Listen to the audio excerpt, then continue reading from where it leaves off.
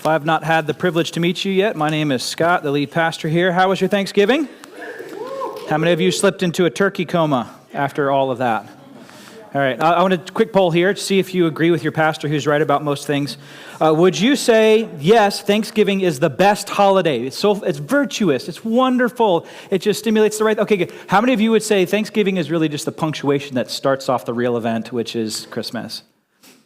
A couple of you, all right. And some of you say, my wife says Easter is the bestest holiday. I saw some studies this week that really enforced my belief that Thanksgiving is the best holiday. In a massive review in the Einstein Journal, looked at dozens of clinical studies and found that simple, consistent acts of gratitude, okay, so these are things like journaling, reflecting, expressing thanks, that those simple, consistent acts of gratitude actually lower your anxiety and depression, and not just a little bit, significantly, studies saw. Another group at the University of Pennsylvania reviewed 44 different studies, and the same pattern kept showing up. People who practice gratitude regularly don't just feel better in the moment, they reported higher life satisfaction over time. And so this is what blew my mind. It's not just correlation. It's that gratitude today predicts life satisfaction later. In other words, gratitude now, joy later. And by the way, these weren't like big dramatic habits. These were simple things, writing down things that you're thankful for, telling people that you're thankful out loud, that you appreciate them. These simple, small acts literally rewire the brain, training it to see opportunities instead of obstacles. And it's not just in your personal life. Studies of the Journal of Occupational Health showed that gratitude in the workplace reduces stress, burnout, and depressive symptoms. And here's the catch. The benefits only show up when gratitude is practiced regularly. Not just once a year at Thanksgiving, but as a rhythm, an intentional choice. I think Thanksgiving just reminds us what we all know to be true, that we should all be thankful, right?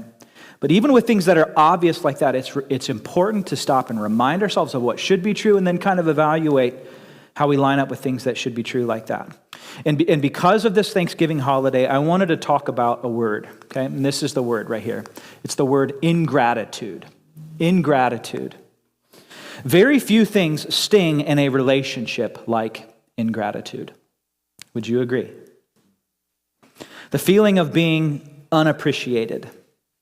And the reason that it stings is because it's the exact opposite of what we would expect, and it's the exact opposite of what we think we deserve. You do something for somebody, you sacrifice, you serve them, you raise them, you marry them, you hire them, you buy things that they don't always deserve, and so you would expect, understandably, that something would come back your way. A simple acknowledgement of, thank you, thank you. And so when that doesn't come back your way, that stings. And ingratitude can show up in the words that are said, maybe not said, show up in behaviors we see, maybe the ones we wish that we saw. And the truth is we've all seen both sides of it. We've all felt that sting. And here's the thing about ingratitude is that the recipient is always aware. If you're in a relationship with someone who is ungrateful, it's not a mystery to you. You're always aware. The interesting thing is that the ungrateful person is rarely aware. So as a result, you can be cruising right along and you think the relationship is great.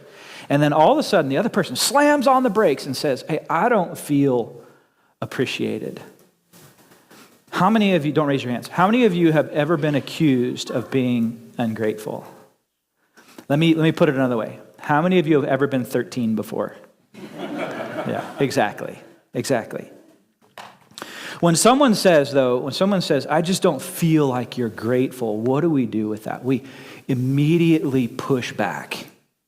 And we would say, no, I am so grateful. I'm grateful. And we start to think about these feelings, these inside feelings like gratitude that we have inside. The problem is the inside feelings never came out. They were inside words, not outside words. And so there's this huge relational disconnect.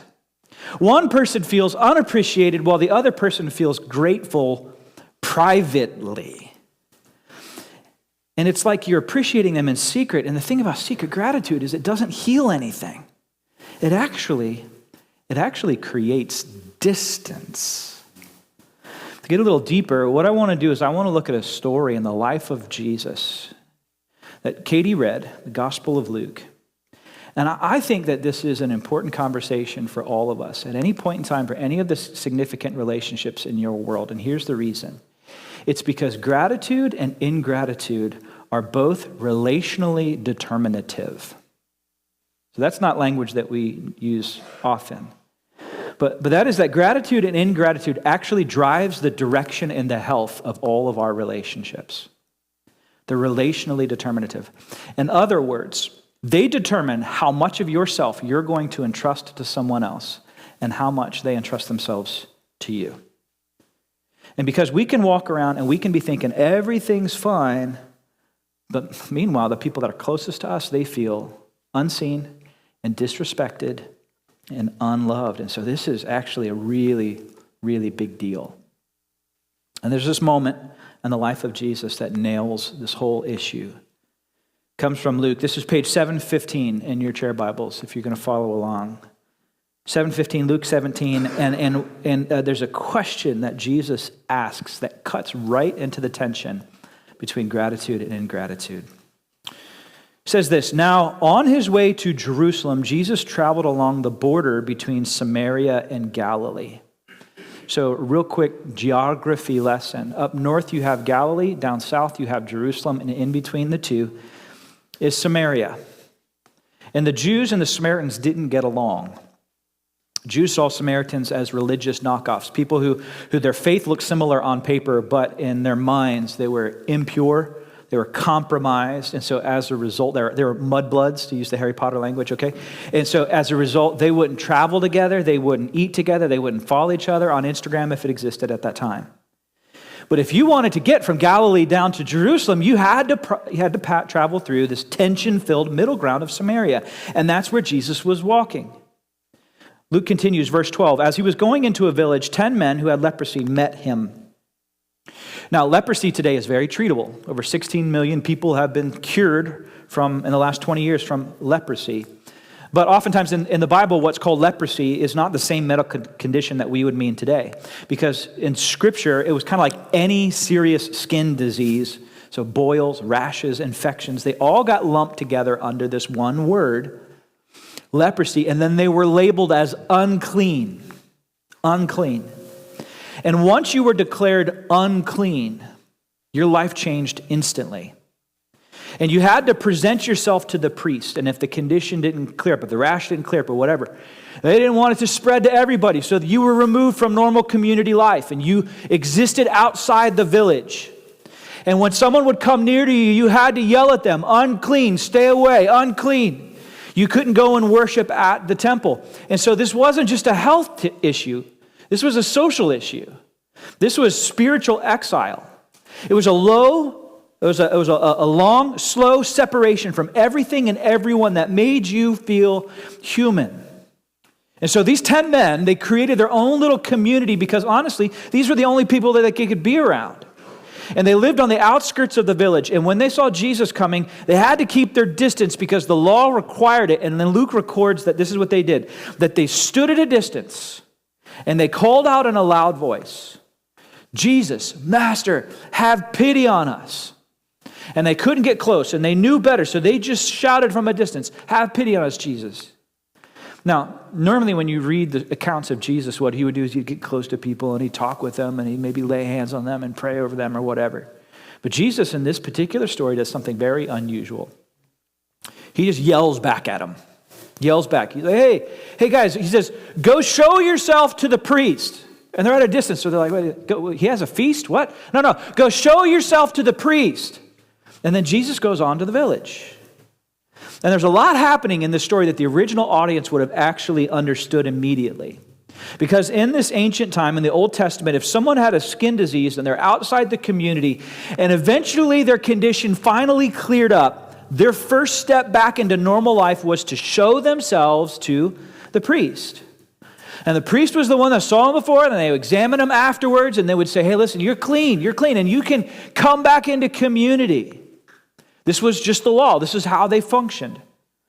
But the problem was these 10 men still had leprosy at this point.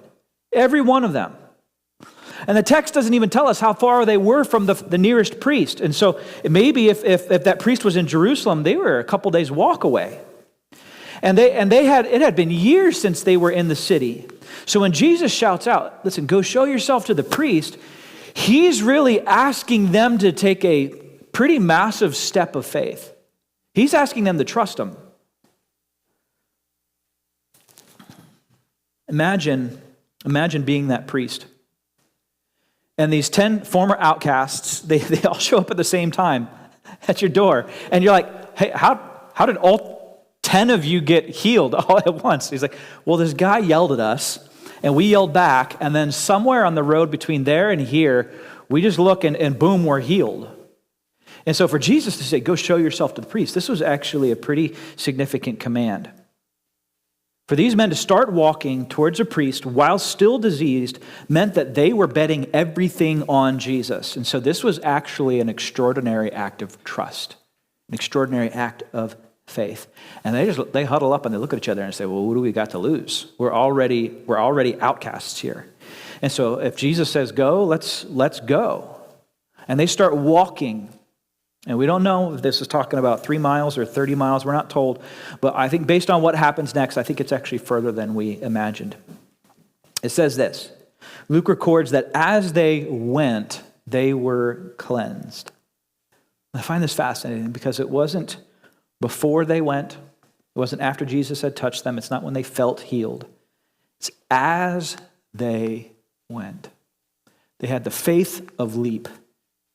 And we don't know if it was on mile 3 or mile 30, but somewhere along that road, their skin cleared and their strength returned and their mind was blown. And imagine looking down at your arms and your hands and your face and you're realizing, I'm whole again. Look at this.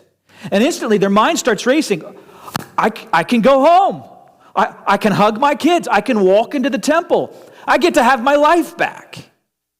And so naturally, all of these 10 men, they just start running to the priest as fast as they can because the sooner that they get examined, the sooner they can step back into their normal life. But then the story takes this surprising turn. And this is actually where it begins to intersect with the topic of gratitude and ingratitude. Verse 15. One of them, when he saw he was healed, he comes back to Jesus. One of them turns around, and we don't know if it was an hour later, 6 hours later, we don't know. We just know that when he realizes what had happened, that he had been healed, he stopped and he turned back and he came straight to Jesus. He says, he praising God in a loud voice, he threw himself at Jesus' feet and then thanked him. And then Luke adds this one little detail, almost like a whisper with weight. He says, and he was a Samaritan. The outsider, the guy that no Jewish rabbi was supposed to interact with, the one you least expected to come back with gratitude. He's the one who comes running back, shouting praises, falling at his feet, flowing with thankfulness. And essentially, this one man did the one thing that the others didn't do. He went back to the one that enabled him to move forward with his life. He got his life back, and he went to the source of that life. And this is where it hits home for us. Because no matter how smart or talented or skilled you are, hardworking you are, and listen, it takes all of that. Every one of us can look in the rearview mirror of our lives, and we can see people who helped us get to where we are right now. People who opened doors and carried burdens and made sacrifices and gave second chances. People who quietly fueled our forward momentum. And so this man goes back to the one who empowered his future. And then Jesus asks this question that takes us right into the tension of gratitude and ingratitude. And I just wonder if maybe, just maybe, he had a grin on his face as he asks him this. Jesus asks, we're not all 10 cleansed? And I imagine he's being a little playful, a little coy, almost teasing. I sent 10 of you off. So where are the other 9? Did the miracle not work? Was I not powerful enough to heal all 10 of you? And then he asks the real question. Where are the other 9?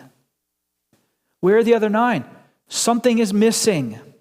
There's something that's incomplete. There's something open-ended. There's something that's unfinished.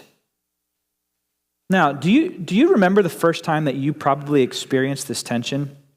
That you're a kid and somebody does something kind for you, right? So maybe you're like at the mall and you're going to see Santa Claus and they're playing the Kenny G Christmas album in the mall at that point in time. And so Santa's little helper comes up and gives you a piece of candy and you open it and you shove it into your mouth, and then your uncle, your aunt, or your older sibling or parent was with you and they elbow you and they say what? They say, "What do you say?" And there's this tiny moment of panic because everyone in the room knows that there's something that's incomplete until you say the 2 words, "Thank you. Thank you." Every adult knows this instinctively, that if there's no expression of gratitude, something's off and it's missing. The thing is, we see it so clearly in our children, but we miss it in ourselves. And when we begin to think about the relational dynamics at play in our life, we really do appreciate the people who helped us get to where we are. But we can begin to miss this. And there's something unfinished, there's something incomplete, and we almost panic as adults when a child doesn't say thank you, but when it comes to us, it's just easy to miss. And so we keep moving forward with our lives. Now, Jesus finishes his question. He says, "Where are the other 9? Has no one returned to give praise to God except this foreigner?" And he says to him, "Rise and go, your faith has made you well." This faith that you exhibited when you took me at my word, when you trusted my character, my power and authority, and you went to go see the priest, that faith makes you well. Not your actions, your faith makes you well. And if you read this story on your own, we read this and we just think, well, gosh, how ungrateful do you have to be? 10 men get their lives back, only 1 returns to say thank you.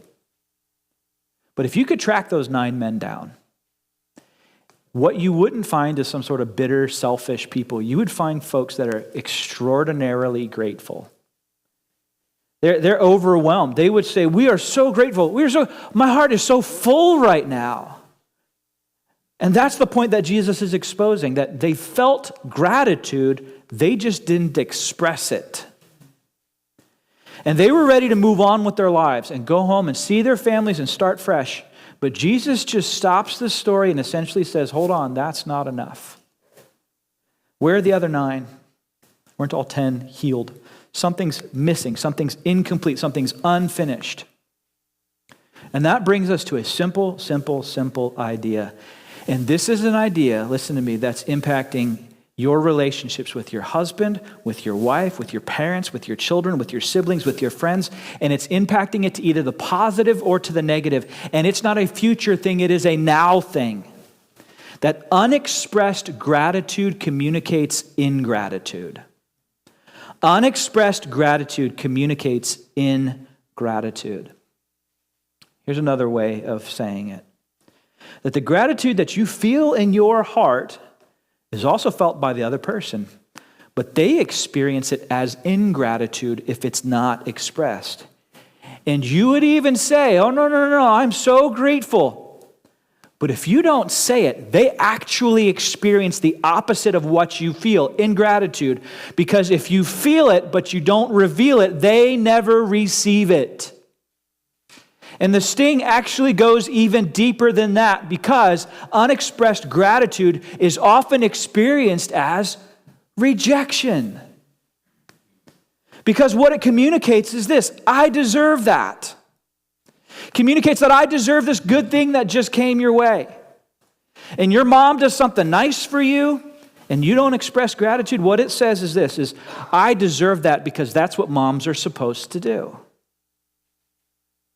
Well, have you thanked him? Why should I thank him? I pay him for it. Why would I thank him? He owes me that. I don't owe him anything. Well, you're supposed to support the family. It's your job to do that. It's your job to pay for this car and this vacation. Why would I thank him for it? And so what happens without ever meaning to is that this unexpressed gratitude, it begins to feel like rejection. And some of you are experiencing that now, and some of you have experienced that when you're growing up. It's experienced as rejection. Now listen, what I'm going to say is really important. I want you to lean in for a second, okay? Because God designed our hearts to move towards acceptance and to pull away from rejection. I'm wired that way. You're wired that way. We gravitate towards people that make us feel seen and appreciated, and we quietly distance ourselves from people that make us feel dismissed, unappreciated, or disrespected. Why? Because we're just trying to protect ourselves from getting hurt again like that. There's the hard truth. Ingratitude is this subtle form of rejection, and here's what that means. It means that you can ingratitude someone right out of the house. That you can ingratitude someone right out of your heart, that you can ingratitude your kid right out of your home, that you can ingratitude that person you said till death do us part right out of your marriage.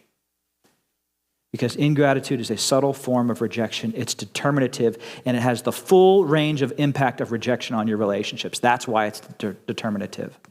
This is why you have to do something about it. It's not enough just to feel it, you have to express it. It's not enough just to think it, you actually have to voice it and tell someone else, especially in the critical relationships in your life.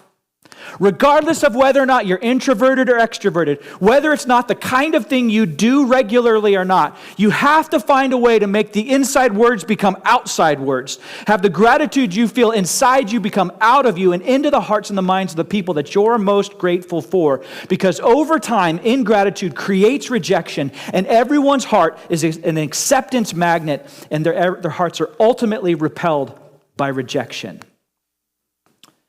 Okay, and I want to step on your toes just a little bit more, and if it upsets you a little, I'm sorry, but it's probably good because you're thinking about it a little deeper.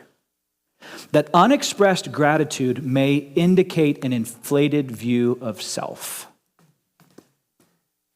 That maybe in your heart you have this core belief that you deserve something. You work for me, you're supposed to do this. After all, look at all that I've done for them. I shouldn't have to say it. They should just know that I feel it. Didn't I say thank you the last time he took me out on a date? Do I really have to say it again? Listen to me. I had a secretary one time said something brilliant. She says, do you know that when you said I do, that when we said I do to one another, I never made a promise to be able to read your mind? I think that's worth understanding in our relationships. We can't read the other person's mind.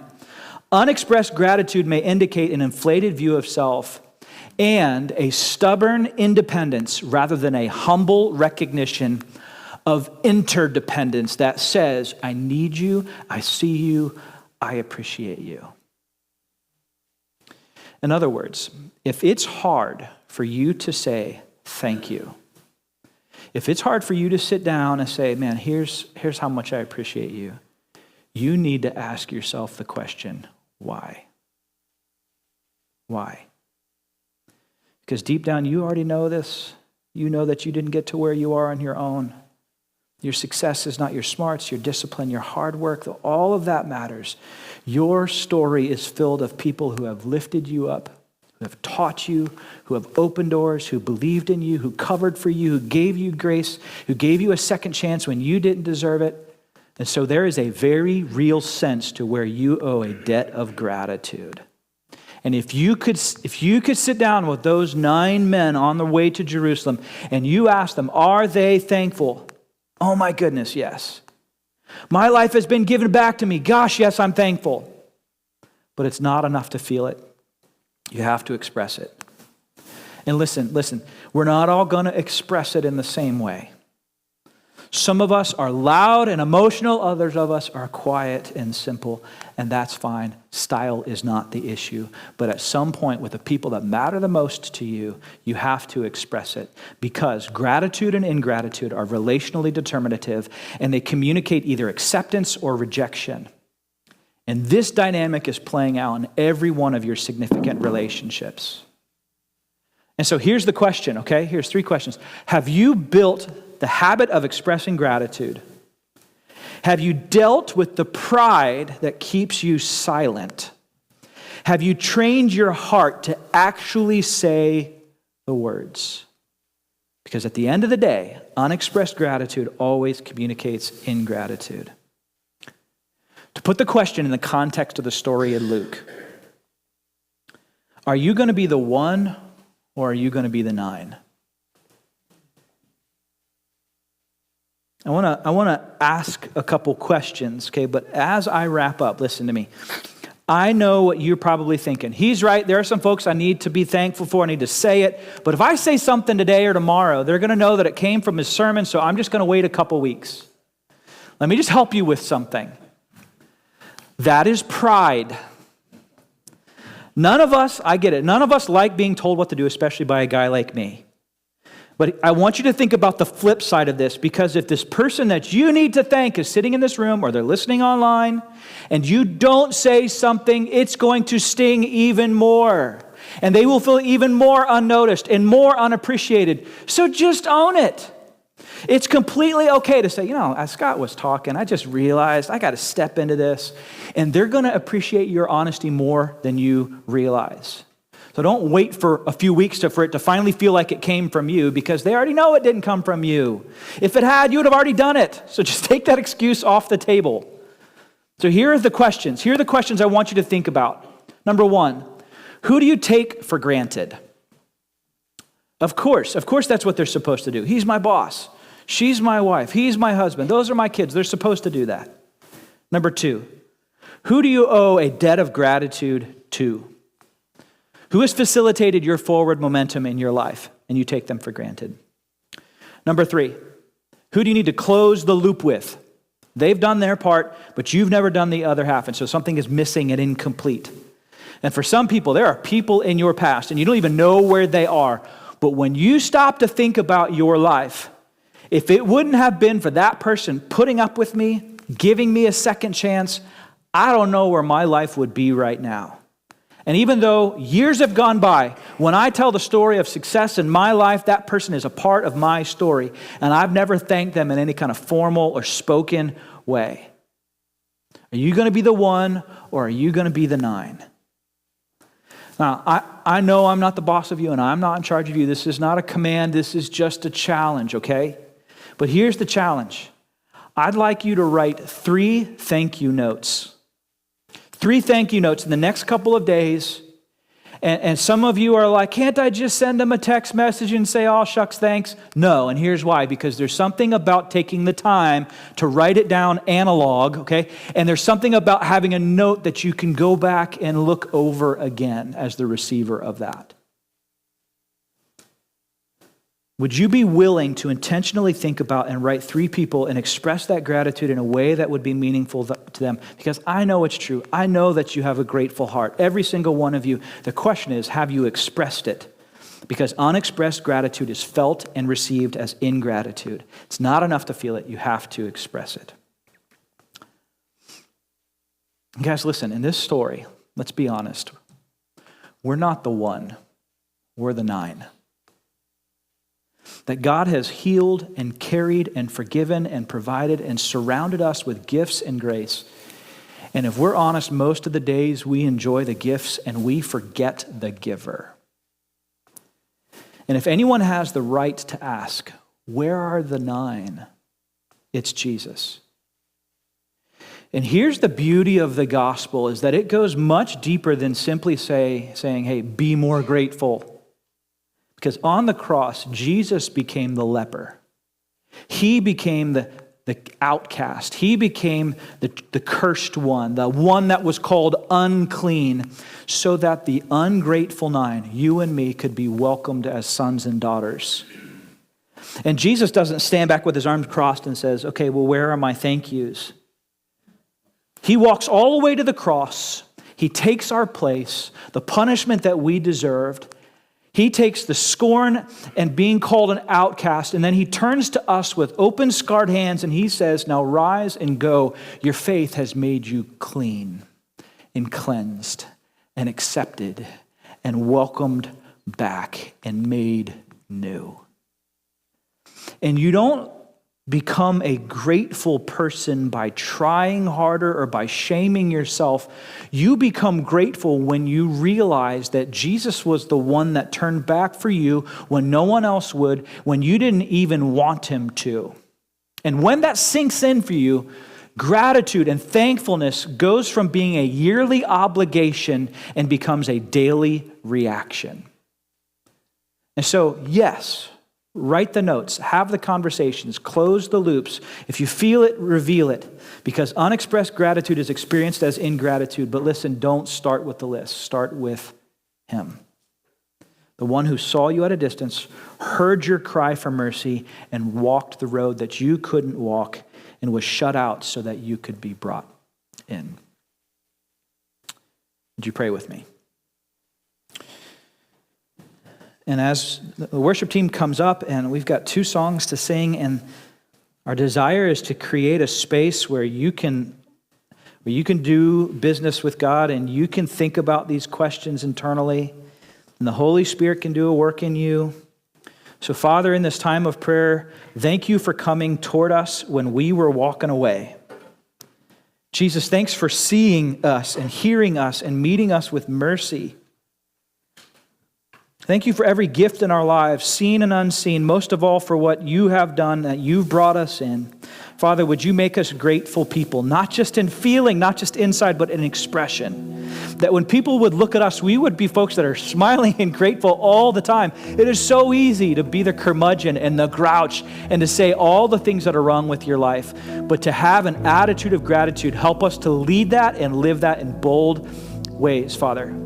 And I pray for the relationships that have been bruised and battered because of a hard heart of ingratitude. Would you bind together the marriages? Would you bind up the broken bones, Father? Would you heal and restore? And would a grateful heart be the thing that leads that forward? A grateful heart that recognizes our own brokenness before you, our Father, and the kindness that you've given to us that we do not deserve it. And so that grace that's been poured out on us becomes the humility by which we can step into a grateful heart with other people. Father, do this work. Holy Spirit, bring names to mind that we need to close the loop with. Give us strength to turn around like that one man did, to go back to say thank you, to heal what's been strained. Make us people with open eyes, with open hearts, with open gratitude, because you have been so good to us. Jesus, we love you, we praise you, we worship you. We pray this all in your name. Amen.